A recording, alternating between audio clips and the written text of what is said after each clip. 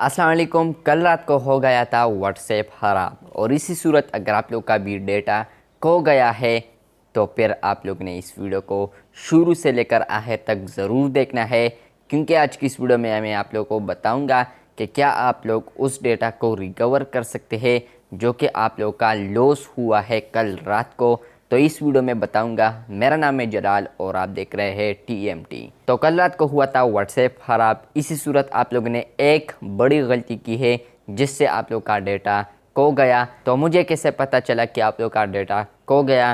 क्योंकि मैंने WhatsApp down पर वीडियो बनाई थी और उस पर आप लोगों ने बहुत अच्छा रिस्पॉन्स दिया। वहाँ पर आप लोगों ने बहुत सारे कमेंट्स किए थे और बहुत सारे ऐसे कमेंट्स के जो थे बार बार आ रहे थे। और वो कमेंट ये था कि मैंने अपना व्हाट्सएप अकाउंट डिलीट किया, क्या मेरा अब व्हाट्सएप अकाउंट क्रिएट करने के बाद दोबारा क्रिएट करने के बाद मेरा डेटा रिकवर होगा या नहीं?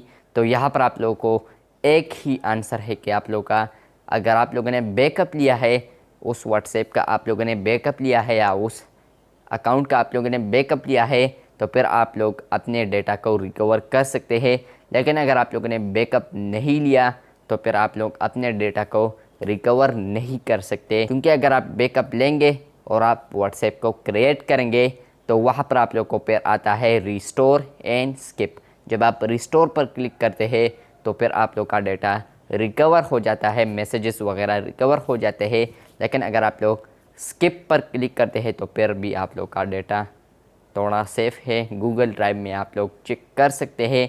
लेकिन अगर आप लोगों ने बैकअप ही नहीं लिया तो फिर बस आप लोग का डेटा गया।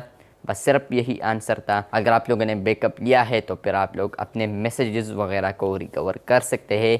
लेकिन अगर आप लोगों ने बैकअप नहीं लिया है तो फिर आप लोग अपने डेटा को ही देंगे। मिलते हैं बहुत जल्द, तब तक के लिए अल्लाह हाफिज़।